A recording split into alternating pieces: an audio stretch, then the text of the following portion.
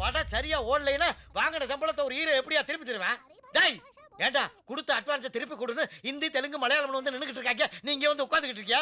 அறிவு கட்ட ஜென்மமே. ஒரு படம் ஹிட் கொடுத்தாங்க தானே உனக்கு சான்ஸ் வாங்கி கொடுத்தேன். எத்தனை நாள் என் வீட்டு வாசல்ல வந்து தொங்குன படத்தை ஒழுங்கா பண்ணியாடா. அக்டர் ஃபிளாப் ஆகி போச்சேடா. என்ன படமாடா எடுக்க விட்டீங்க? படம் 64 சீன்ல ஒரு சீன் ஏன் சீன் எடுத்துக்கிறேன்னு சொன்ன விட்டீங்களாடா? ஒரு சின்ன பிள்ளை படிச்ச பிள்ளைய ஹிந்தி இங்கிலீஷ் பேசிட்டுமேன்னு சேர்த்தா அவளை நீங்க சேர்த்துக்கிட்டு தெரிஞ்சீங்க. அந்த பிள்ளை என்ன பண்ணீங்களோ ஏது பண்ணீங்களோ தெரியல. அவ எனக்கு மோசம் பண்ணிட்டு போயிட்டா. மோசமெல்லாம் பண்ணல. அந்த பிள்ளை இப்ப மாசமா இருக்கு. யாருக்கு? அட மூதேவி, அதையும் பண்ணி தொலைச்சிட்டியா நீ? ஒரு கஷ்டப்பட்டு படம் பண்ண டைரக்டர் கைய பாடுறா, வெறும் ரேகை மட்டும் தான் இருக்கு. உன் கை விரல்களை பூரா பாரு, வெறும் மோதிரமா இருக்கு. கம்பெனில மோதிரம். என்ன டாடா போட்டு பேசுற? அப்படி தாண்டா பேசுவோம்டா. டேய் தொற, டேய் முனியாண்டி வரவா? போடா டேய், அதான்டா உன் பேரு, போடா.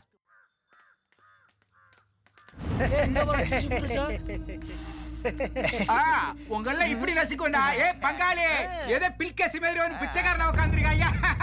என்னமா ஆட்டம் போட்டீங்க 4 பேரும்? இப்ப அடங்கி உட்கார்ந்திருக்கீங்களா?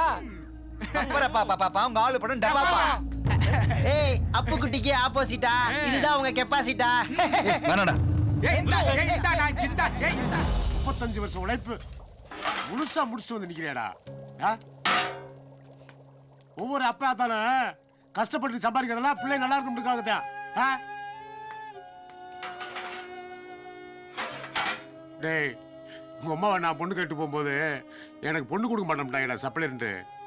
நான் வைராக்கியமா கஷ்டப்பட்டு உழைச்சு இந்த கடையை வச்ச பிறகு தாண்டா உங்க அம்மாவை எனக்கு பொண்ணு கொடுத்தாங்க. இப்போ உனக்கு தெரியாதுடா, அப்பயும் செத்த பிறகு தான் உனக்கு புரியும். ஏன் மாமா இப்படிலாம் பேசுற? இந்த வர்றா பெத்த தாய் தப்பட தவிக்க விட்டு எவன் ஒருத்தர் நடிகருக்கு ரசி பண்ண வச்சானோ அவன் இந்த உலகத்துல உருப்பிடாத சரித்திரமே கிடையாதுடா. அப்பா என் தலைவனை விட மாட்டாப்பா. அதாடே இன்னும் தலைவன் தலைவிக்கு சாடிக்கிறான் பாரு. பாவங்க அவன் அழுகுறான், விடுங்க. அவன் உண்மையிலே அழுகிறான்னு பாக்குறியா? வெங்காயம் உரிக்கிற காட்டத்துல அழுகிறான்டி. நான் உண்மையிலேதான் அழுகிறேன். என்னடா சொல்ற பாபு? ஐயா என்னடா சொல்ற? மாயாண்டி மாய் என்னைக்கு கண்கலங்க கூடாதுடா. பணம் தானடா போச்சு, அப்பே உயிரா போச்சு. அப்பே உன்னை திட்டுதல நீ நல்லா இருக்கும்ன்றா. சரியா? இனிமே நீ சொன்னதெல்லாம் கேட்கிறேன். இனிமேலாவது பார்த்து சூதானம் பண்ற. உன்னை விட்டா எங்களுக்கு வேற யாரா இருக்கு?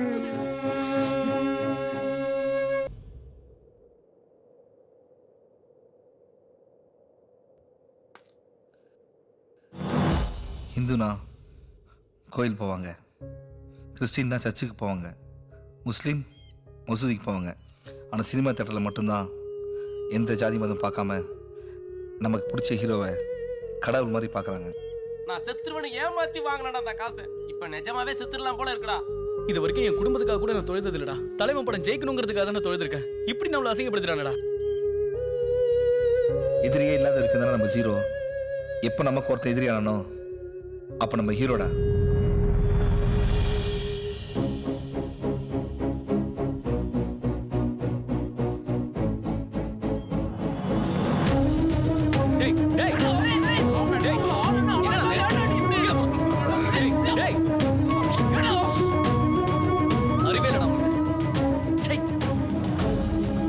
சின்ன வயசுல இருந்து ஒருத்தனை ஹீரோவா பார்த்தோம், ஒரே நிமிஷத்துல வில்லன் ஆயிட்டான்ல.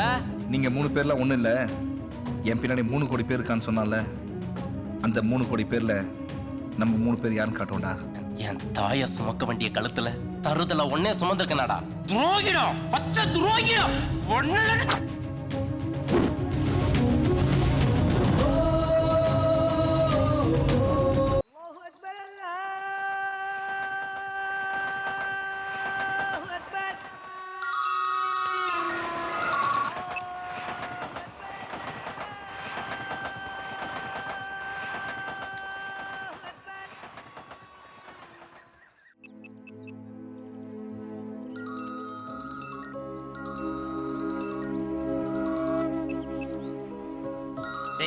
பேசுறா.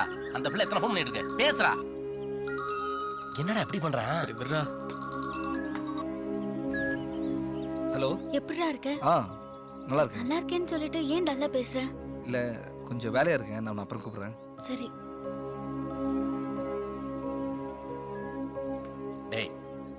நில்றா, அந்த பிள்ளை பாவண்டா மாப்பிள்ள. ஏன்டா இப்படி எல்லாம் கோபப்படுற? அவன் வேற என்னடா பண்ணுவான்? தலைவன் ஒருத்தனை நம்பணும். இப்ப அவனே இந்த நிலைமை கொண்டு வந்துட்டான். வேற எந்த மூஞ்சி வச்சு பேசுவான்? பெருசா சவால்லாம் விட்டு வந்தோம். இப்ப என்னடா பண்ண போறோம்? தொலைச்ச இடத்துல தானே தேடணும். இருட்டில் தொலைச்சிட்டு வெளிச்சத்தில் தேடக்கூடாது. நிச்சயமா பணத்தோட தான் போறோம். விளையும் பேர் முளையிலங்கிறது எவ்வளவு கரெக்டா இருக்கு பாருங்க. வெளியே வந்து வெயிட் பண்ணிக்கிட்டு இருக்கேன். என்ன பங்க்சுவாலிட்டிங்கிறீங்க?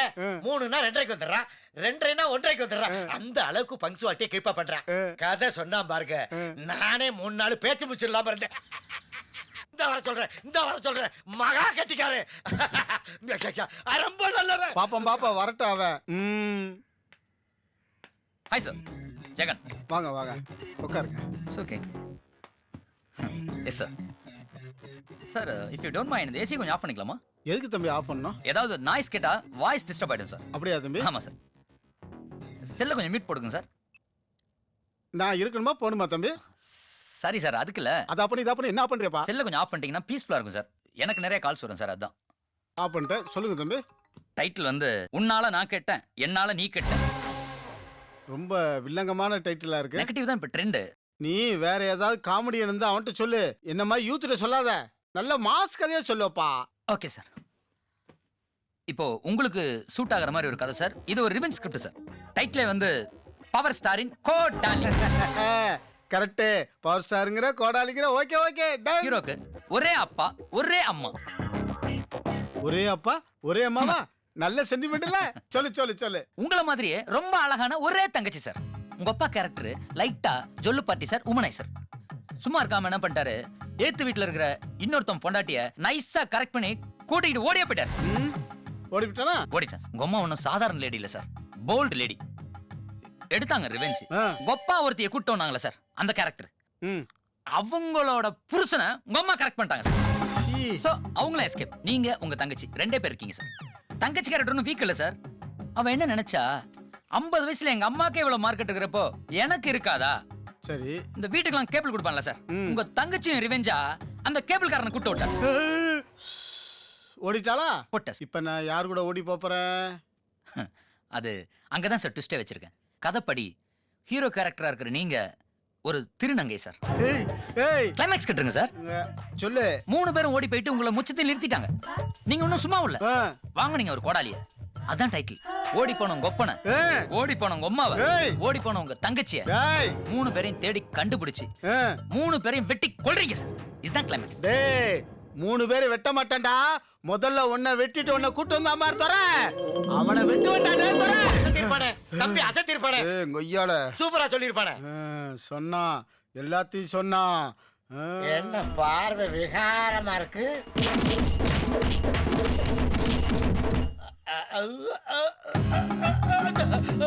என்னண்ணே கண்ணாடிய வாயில வச்சிருக்கீங்க?